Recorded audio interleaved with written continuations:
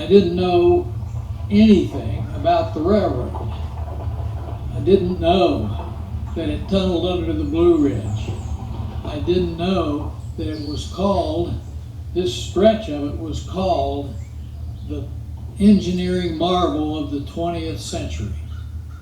Reason for that is the railroad comes up from the valley below us to the south, the North Fork of the Catawba, to the pass here at McKinney Gap, and it comes up at a very slight grade, 1 foot every 100.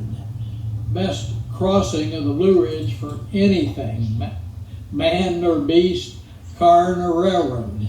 1 foot in every 100 is a gradual grade.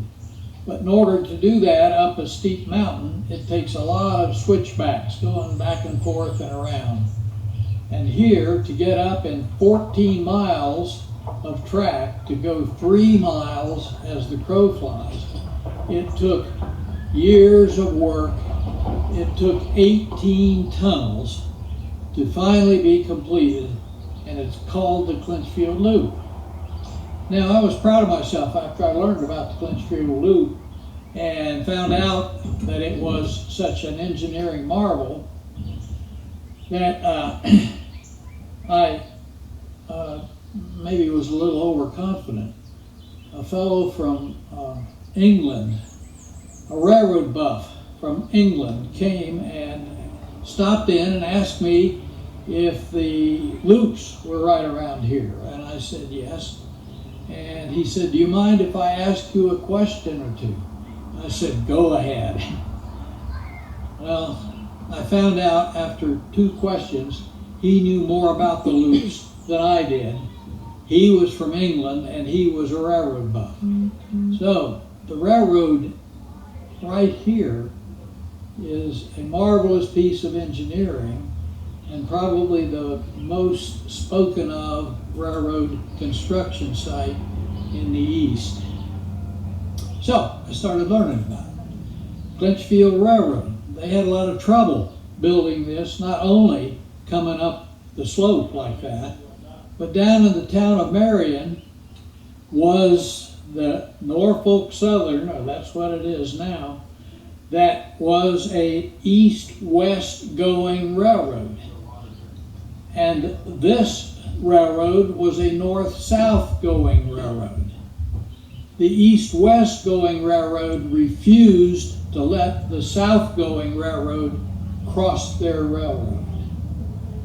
And so for a long time there was argument about it, and finally a court case, and the judge decided that the southbound train was due to have a crossing. So the Clinch Cross is a famous railroad site in Marion, where finally the Clinchfield got freedom to go under the Norfolk Southern track. That's carrying competition a long way.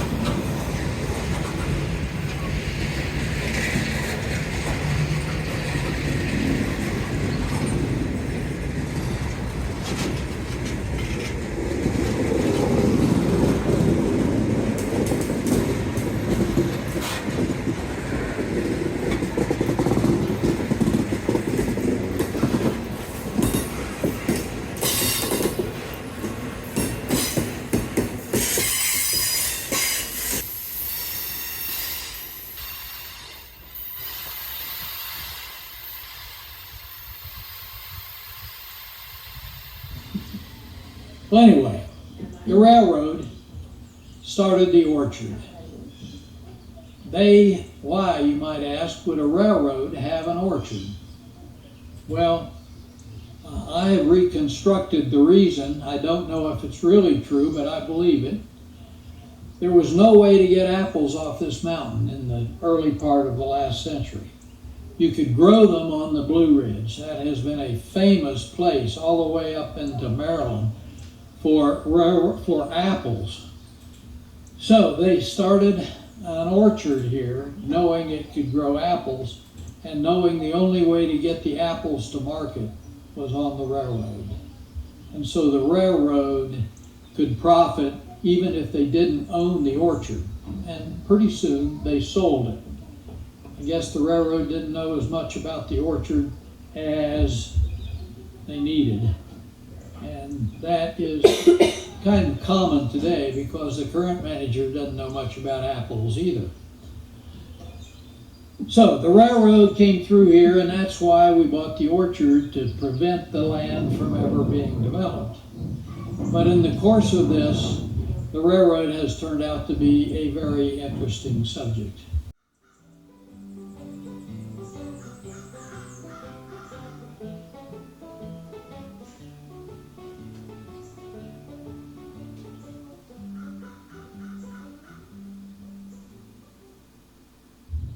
In order to get workers, used to be in the 1800s that they started off using slaves as railroad construction crews. And when that got thrown out, they started using prisoners as construction personnel. And the work was so hard and so underpaid, and finally that was illegal too. So now, toward the end of the 1800s, the state of North Carolina had what they called a peonage law. And the peonage law said, if you go to work for a company and you get in debt to them, you can't quit until the debt is paid off. Well, the people that were recruited to work were largely brand new immigrants off the boat, either from Charleston or from Pittsburgh or Philadelphia. And the embassies of the countries they came from were in cahoots with the railroad company. And since these folks didn't have the language, didn't have a job when they got off the boat, they were told that they could come to a very productive job at a good wage up in the mountains. The train brought them here. So they were indebted, and they could not leave. They were not very popular here at all. Local folks did not like them. They were, a lot of them, dark-skinned. None of them, or very few, were from Africa. Most of them were from Eastern Europe. And they knew only their country's language. So camps were formed along the track on the basis of language. And so you would go to where you could speak and understand and work on that section of the railroad as it was being built.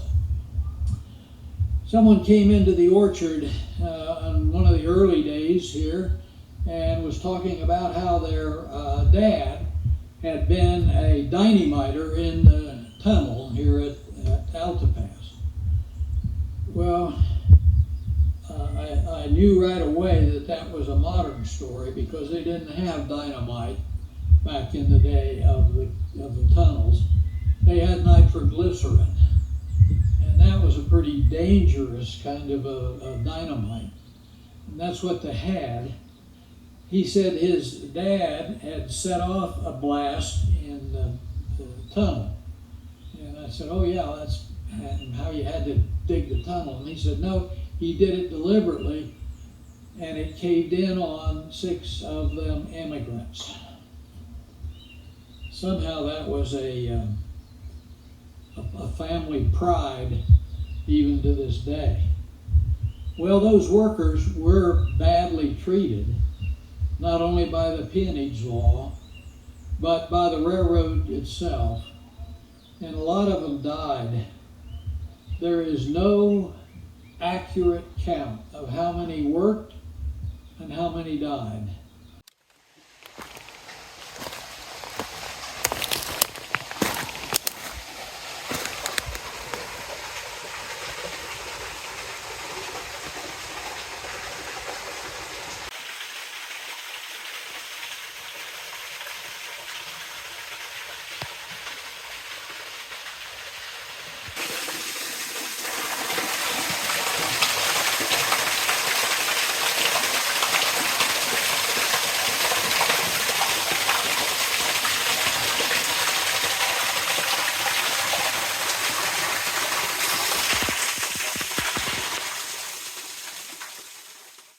But when we bought the orchard, we found 3 graveyards on it.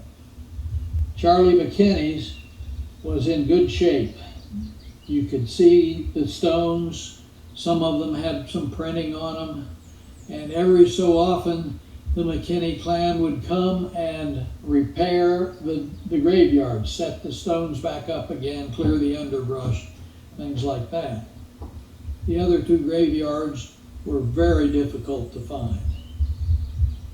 One of them was 100 yards or so away from the McKinney graveyard, across a gully, and when I found it, it had about 10 stones left in it that were apparently gravestones.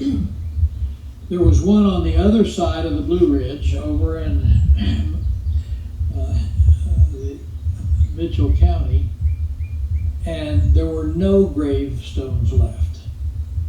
I got a McKinney to show me around. He lived over there, and he showed me where his parents had lived, and all that was left was the stone foundation of the house on the slope. And he looked across the valley, or culvert really, a gully, and said that's where the graveyard was.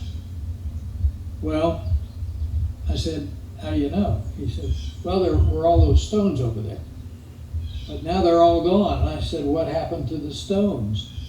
He said, a previous owner of the orchard came with a wagon and harvested all those stones. Many of them, I guess, soapstone, which was used as grave markers in the time. So the laborers had a lot of trouble even after they were dead. When the railroad was finished,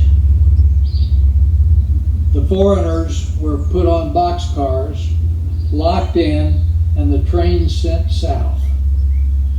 I don't know what they did after they got to the terminal down south.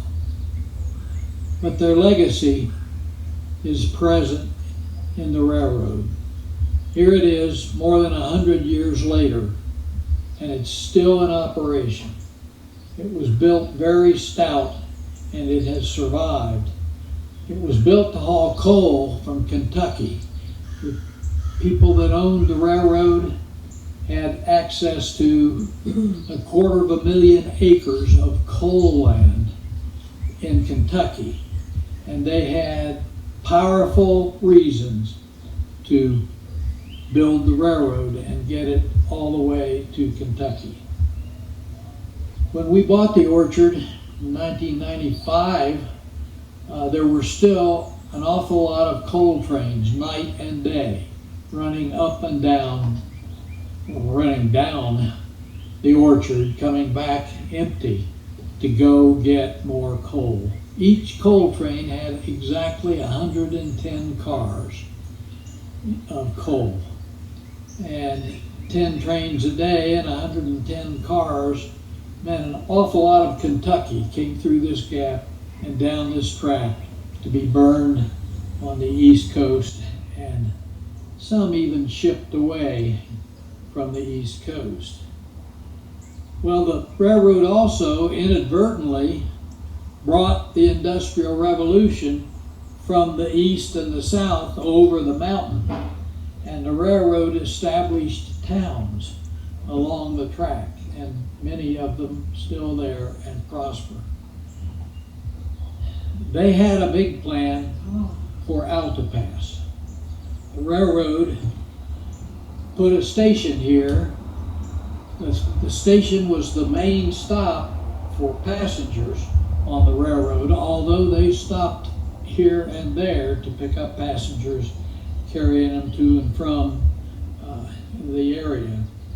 But the reason that this was such an important station up here is in the name, Alta Pass. The railroad gave us that name, Alta Pass, high pass. It's the highest point on the railroad track, all the way from Spartanburg to Kentucky Coal. And so the railroad not only started an orchard, but they started a community. And they have it all mapped out what they were going to have built. They had a golf course. They had a very nice hotel right across from the station. They had a bowling alley, all of that. And the railroad was quite far-sighted in that, because after 15, 20 years, they started selling off these assets. And they weren't town builders, and they weren't apple growers, and so they sold these lots and these things that they had started and built to private citizens. They knew that the apples had to be carried out somehow, and trains were the only way back in those days. And this place was beautiful, and it was mountain. And even though it was a low spot in the mountains, it got a lot of visitors.